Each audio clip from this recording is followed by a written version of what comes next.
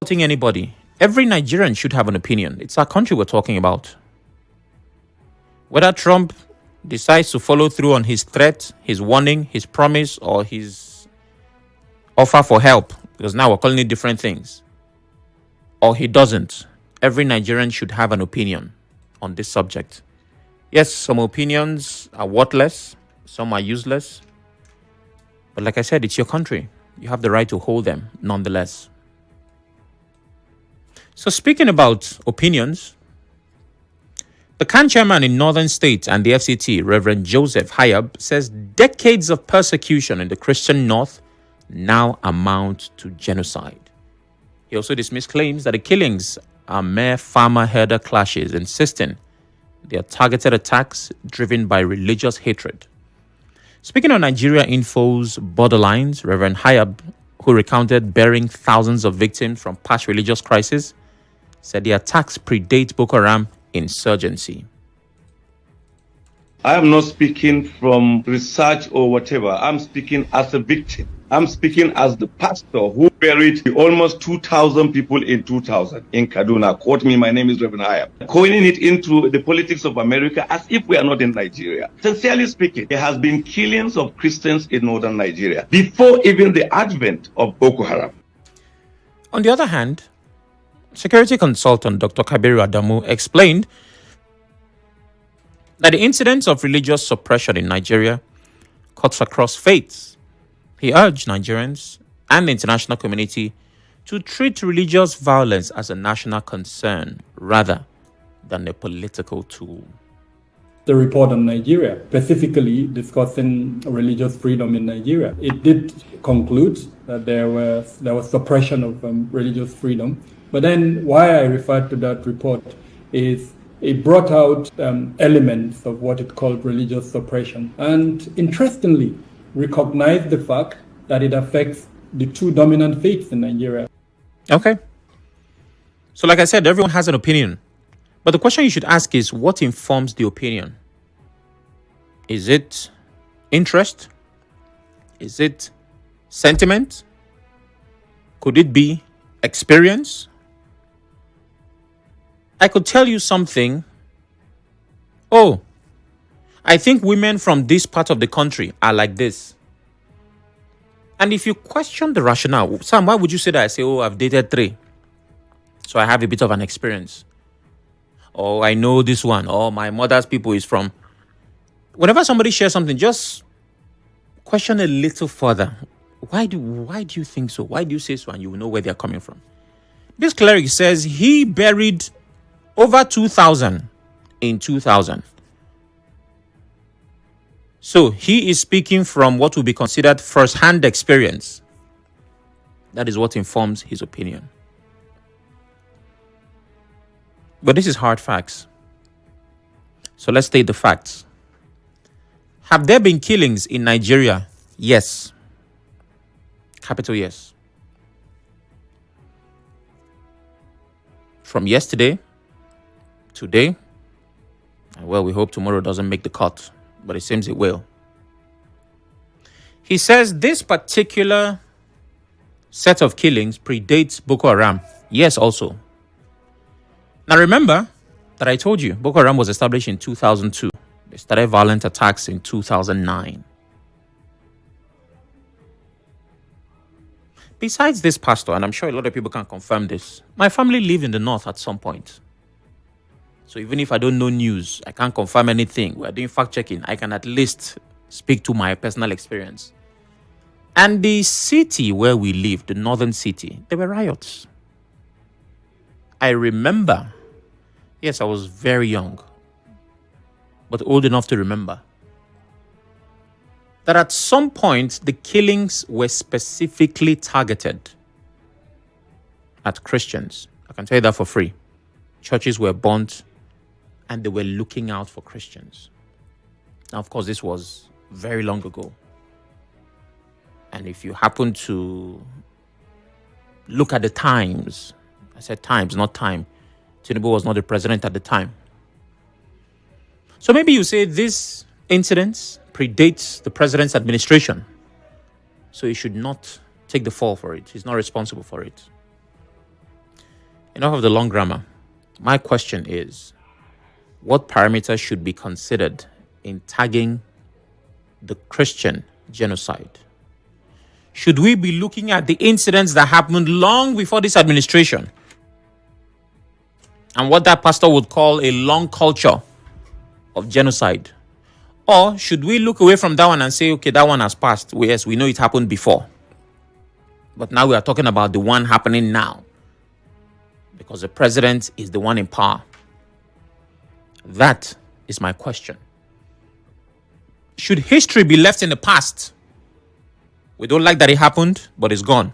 Let's focus on what we have. Or should it also make the conversation in trying to solve this problem? Because if we are adding the one from history, I can tell you for free, from experience too, it will be considered Christian genocide. At least the historical one that I know of. Should there be focus only on the insecurity of the current government or consideration for the past? That is my question. 0817 923 0002. 0817 923 0003. WhatsApp is 080 903 06416. Please turn off your radio as you call. I am not speaking from research or whatever. I'm speaking as a victim. I'm speaking as the pastor who buried almost 2,000 people in 2000 in Kaduna. Quote me, my name is Reverend Hayab. Coining it into the politics of America as if we are not in Nigeria. Sincerely speaking, there has been killings of Christians in northern Nigeria before even the advent of Boko Haram. All right. So that's the position of that cleric, and I hope you got the question. Please understand that this is not the time or the place to make derogatory statements that target any group. It will not be tolerated for very obvious reasons. It's against our policy. I also think that you have the intelligence to express yourself objectively in a civil manner.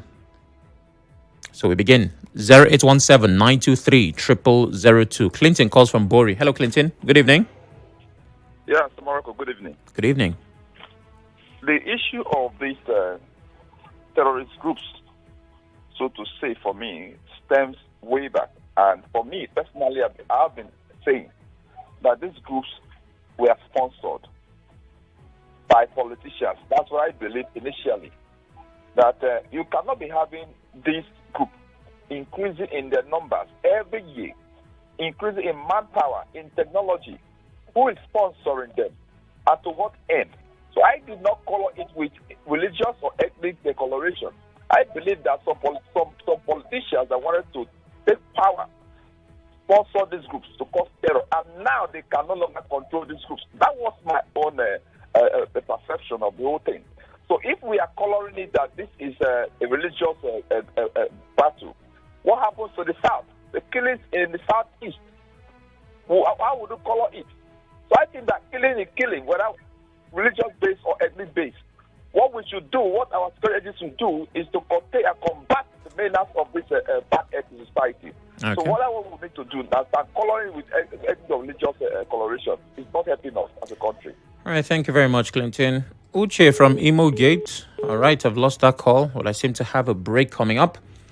Good evening, Mr. Sam. Christian genocide in Nigeria by Trump. This is not far from the truth. The primary responsibility of every responsible government is to protect lives and property. But the APC-led administration has failed woefully. Nigeria is not at war, yet its citizens are killed in their homes, farms, and churches on a daily basis.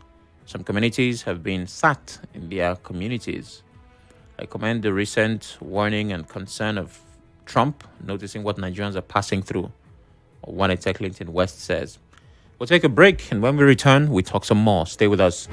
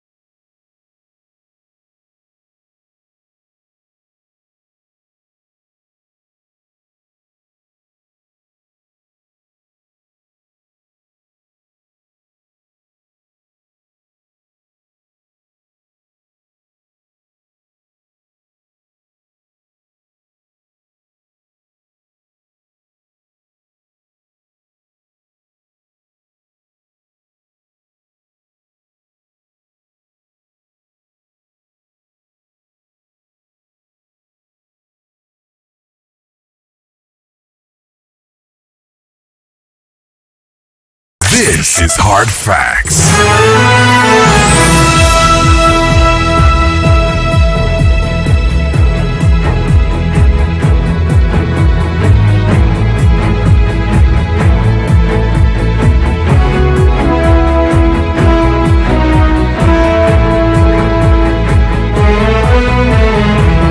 Welcome back. It's still Hard Facts, 92.3 Nigeria Info. Sam Chinedu. If you just joined us, we're talking about the Christian genocide, the debate around it raging on. Well, lots of people have said different things. Some say there is a genocide, others have said there is not. But the CAN chairman in northern states and the FCT, Reverend Joseph Hayab, says decades of persecution in the Christian north now amount to genocide. He also dismissed claims that the killings are mere farmer-herder clashes, insisting they are targeted attacks driven by religious hatred.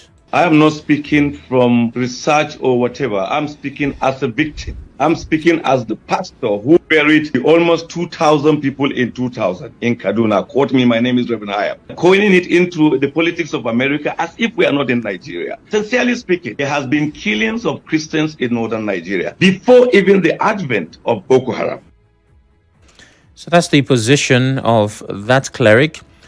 And a security consultant, Dr. Kabiru Adamu, explained that incidents of religious suppression in Nigeria cuts across faiths. He urged Nigerians and the international community to treat religious violence as a national concern rather than a political tool. The report on Nigeria, specifically discussing religious freedom in Nigeria, it did conclude that there was suppression of religious freedom.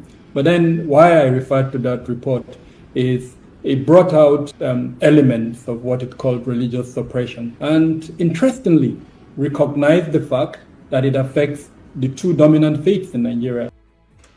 Well, the Nigeria Supreme Council for Islamic Affairs is urging the U.S. President Donald Trump to work with Nigeria in tackling terrorism through intelligence sharing and logistical support.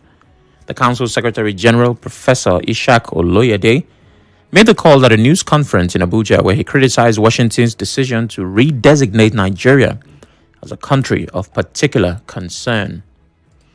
I've seen hot takes, in some cases cold takes, by different clerics. Everyone is saying something. And clerics are very much affected because the genocide that was talked about is of a religious nature. At least that was Trump's assertion. So my questions are simple. What parameters should be considered in tagging the killings of Christian genocide? Should history be left in the past? Now, we know that there have been killings spanning decades. In some states in the north, yes, indeed, Christians have been targeted. But that's as far back as the 2000s, a different riot here and there. And this cleric said he buried over 2,000 in 2000. So, should I be focused only on the insecurity of the current government or consideration of insecurity from the past? That's my question. 0817-923-0002, 0817-923-0003. WhatsApp is 080-903-06416. This message on WhatsApp reads, yes, the past must be in this evaluation, because if you must understand life, you must remember the past. The present, you will talk about the future. Mazi Onyenucheya Stephen says. Emeka, I will be speaking to in a matter of moments. Good afternoon, Oracle. Calling a spade is the beginning of attempting to solve the problems. My younger one escaped death by whiskers in Kaduna in year 2000. His friend of the other faith asked him to leave immediately, that he and others would be killed, that he was muted in their meeting. It was people of the other faith killing Christians after allegedly discussing it at their meeting. Okay. King Nat says, Emeka from Owerri. Hello, Emeka. Good evening. Oracle, good evening, my brother. Evening. Oracle, no, let me speak to you. I'm not blaming Tinubu. I don't think Tinubu has any blame on what is going on. This thing has been on for decades, even though before during military. And it tells me a lot that our people that are feeling the pain over there, they are burying the people in broken. But our people will say, Emeka, I'm struggling to hear you. Are you not hearing me now? Okay, it's better now.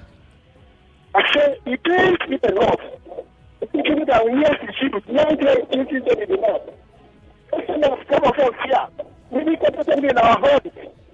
To be saying that the secret and maybe that this thing is actually, there's no kind of there's Hello? All right, I've lost that call, but I heard a part of what you said. The president is not to blame because many of these attacks and killings predate his administration. The latter part I agree with. Many of the attacks predate his administration. And it's not a question of blame, it's a question of responsibility. Why? Because usually presidents, governors, and those in those kinds of positions promise the security of lives and property. It's usually one of the many campaign promises that they ride on to win elections. And it's a promise you are supposed to fulfill. Now, while he's not responsible for what happened before his time, he is responsible for what happened during his time. And in his time, quite a lot has happened. What to call it is another conversation, whether it's Christian genocide or it's insecurity or it's unknown gunmen or killer headers, but things are happening. Right? So again, I'm responding to your position that it's a question of responsibility at this time, not necessarily blame. Dede from Warfare. Hello. I greet you, Oracle. Good evening. Good evening, my brother. Go ahead. My concern is not rating whether now or then. From also what you said, I think there have been killings of Christians before now.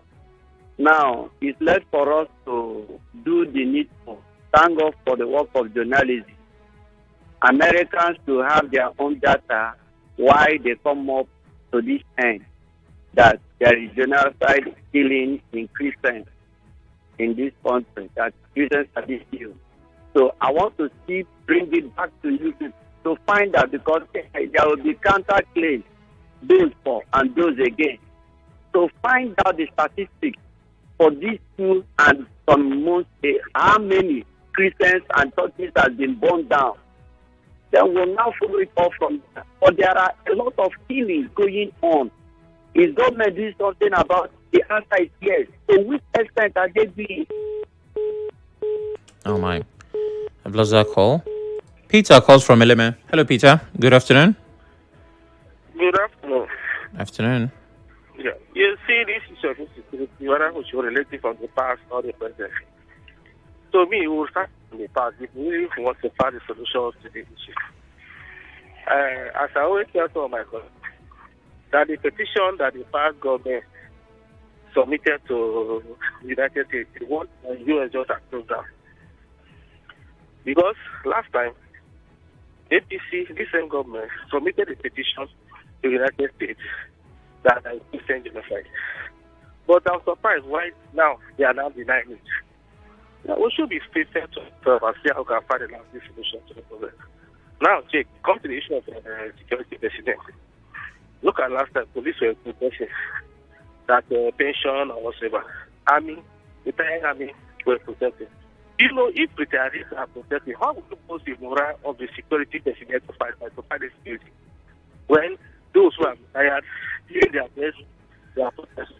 So we should be able to see how we put the morale of our security president in order for them to combat the crime. So in a nutshell, we need international assistance because only we cannot do it. Okay. So we're not even ready to do it. Look at other people, the United Arab Emirates nation. That are Boko Haram sponsors. Did they get to arrest any of them? Okay, but please, while you're responding, remember what the question is. You're very free to share a perspective on the subject, but of course, also specifically answer the question. Jude calls from Amuma. Hello, Jude. Good evening. Good evening, Sam. Good evening. Killing of the Christians, genocide against Christians. My own understanding, religious understanding is it started the year AD. It did a long time. It's not new. So Christians have been killed from the beginning. And the Bible where it tells us that the man who has written more Gospels than Paul now, his name was Saul. he was going about persecuting and killing Christians on the line. And on his way to Damascus, God arrested him and now used him. So when we're talking about Christian genocide, yes, it's been there. But one thing as a Christian I have to ask anyone is, the Bible we read tells us, thou shalt not kill. Do we have no exception? Thou shalt not kill, no exception. Let's say that Christians have been targeted and massacred. We as Christians, do we have any option? No. So we should still be pleading and begging government and the Americans to do what they can do, but not as Christians. That shall not kill. It's the commandment of God. And genocide had been there. Was going about killing Christians. So the Reverend and our people should think, what do we do? No exception. So government should do what they can to help us out. That's it. Okay.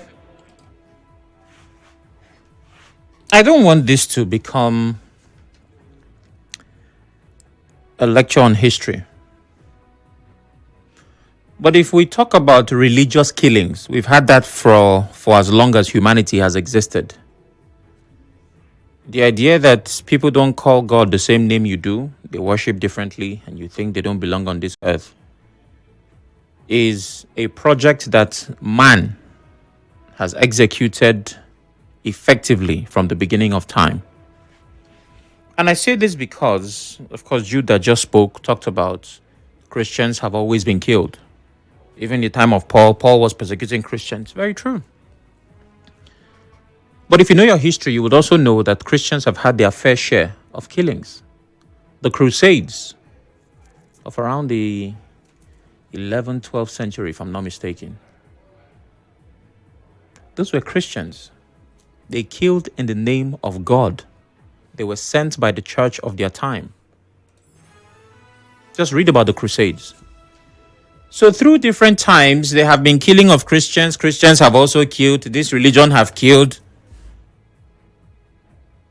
I don't know all of history, as I'm certain you don't. But if we keep reading, we will definitely find different religions that have killed in the name of their own God. So this is not an attempt to even the score. That's not what we're doing here. Right? But I'm asking, because this particular time, there are misconceptions about where to draw the line. Do we start considering the Christian genocide as asserted by the American president?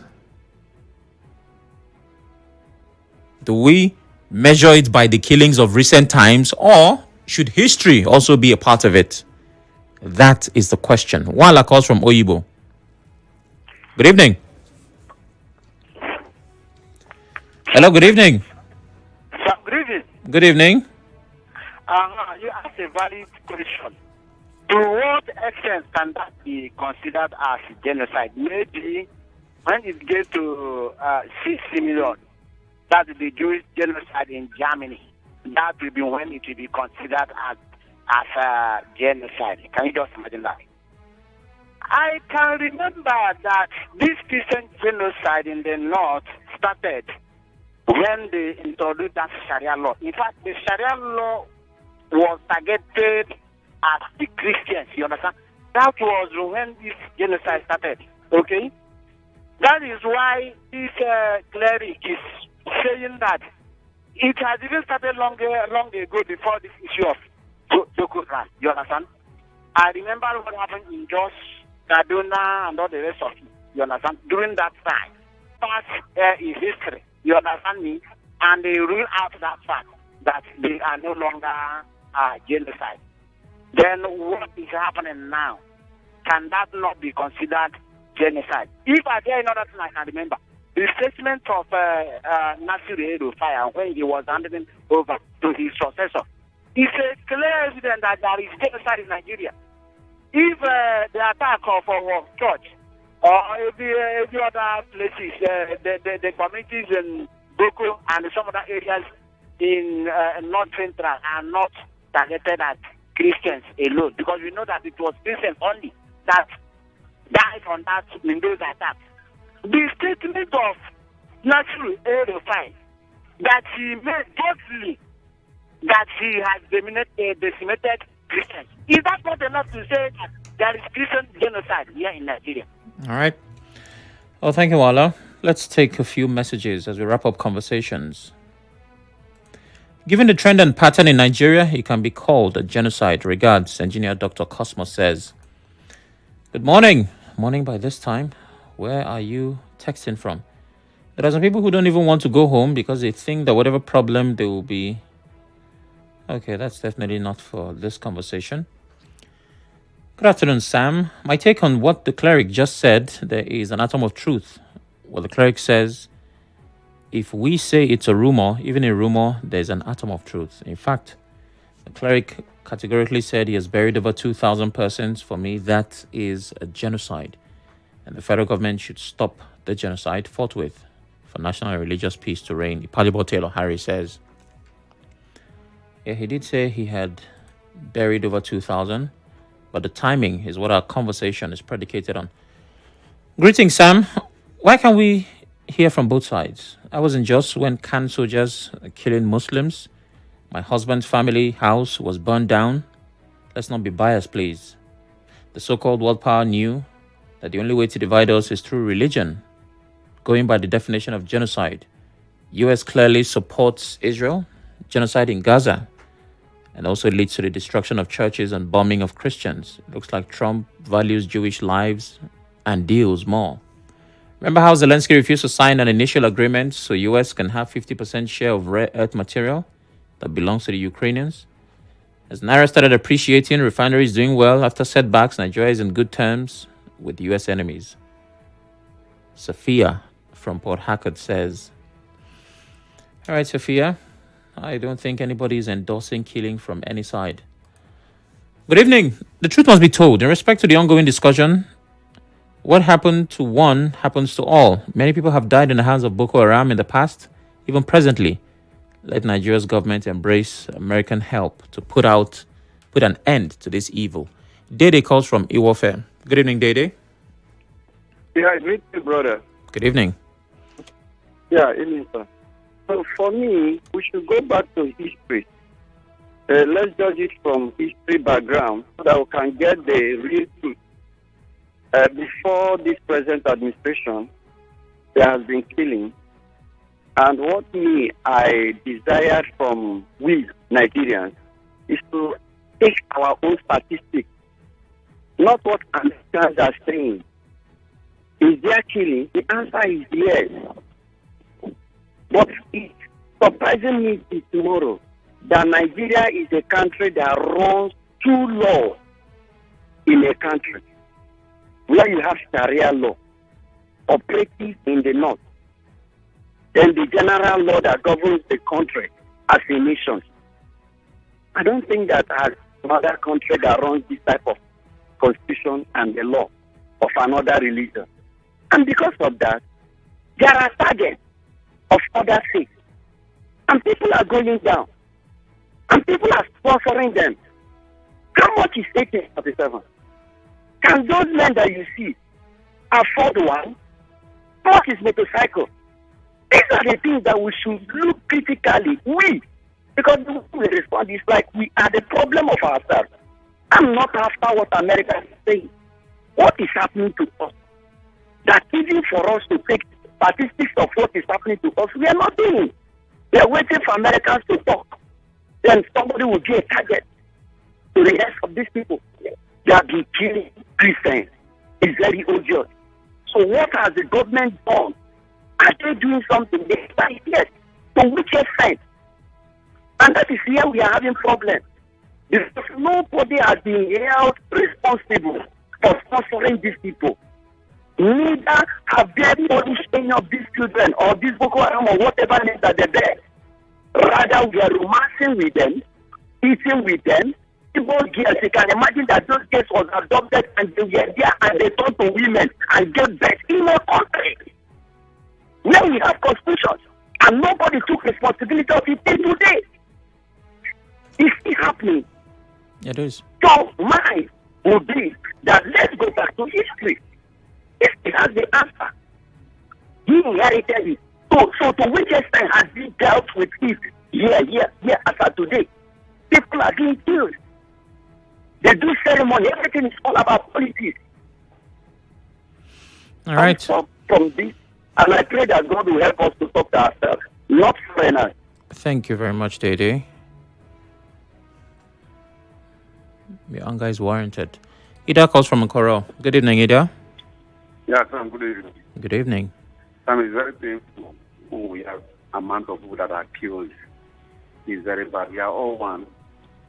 And we are coming from another country to come and help us. I think when I was small, they say federal government is a moving train. Now the train are not moving again. My brother, let them cross all these people around them. They are killing our Christians. Look about the pastors, over 2,000 people. They are all Christians. So I want to ask a question. How many mosques in Nigeria that is there that they have burned? I've never heard anyone. But they are burning churches. And federal government cannot do anything. This is our side, and they will send a group of army to come and kill people. But they cannot tell our soldiers, my brother, bad is bad. Whatever thing you're doing today, the percussion is coming back tomorrow. I know that it's not the gift to good luck of Jonathan. I think that is playing back today for them. Or we are all humans. All right, Ida, thank you very much. And mosques have been burnt as well. Please look it up. Muriel from Okrika. This would have to be my final call. Hello, Muriel. Sammy, good evening. Good evening. This is the Okrika woman. Go ahead. Well, Sammy, before a person wants to vie for any position, let's say the president, you need to take the fault of your past, your predecessors, and now you need to go and study them, study their inadequacies, and you work on it. And it's unfortunate that we don't even have the debate system. The president should come and tell us what they need to do, how to correct the wrong of their predecessors. We don't have those systems. What is happening now is not what just happened in the Tinubu time, but unfortunately he has to take the fall for it. And he's taking it because he has done nothing about it. He just told that maybe he has even become worse in his time. You're asking for parameters, Sam. When the person wants to do research, both past and present data are very important. Both past, present, even future. Sometimes you even preempt the future. How it should be. Then you might give your own, your results. So we cannot just look at one or two, based on anything on one or former what has happened before. No, everything comes together, and a country where they will bring somebody out in the open market, a Christian, and they will kill the person in the broad daylight, and they will say this is the Sharia law that the person has blasphemed, and that the Sharia law is more important to the constitution of water. What kind of a country is that? I've never seen a person. So now, the parameters, I think you need parameters, Sammy. Look at, they need core Christian and Muslim faith, and they go to outside states, this Benue and this outside are here predominantly, but most of them are Christians. And they continue to attack there. Now you cannot say there are no Muslims in those places, but they continue to attack those communities. So what is to say this is not they are not strictly going for a particular religion. I keep using one particular narrative. And for purpose here we have critical mass and we have the outside line. If you know town, outside line. You know that in the outside line there are matches. Outside are predominantly, especially in they come there, they do prayers and other things. Now, a person that consistently goes to the outside line to stick them, that is their target. But if you have businesses against the state of something, you go to Christian market, you have the outside, you have the Muslims, you have the Africans, you have the Calabaris. I have to go now. We are down to seconds. We're almost out of time. Okay. So, this is where we are, and everyone is waiting on the federal government to take decisive actions. The authorities have said that they are protecting, they're doing their best, they're on top of the game. it's the federal government's call now to see what they make of this. Let's call it an offer from the US. Stay with us. For more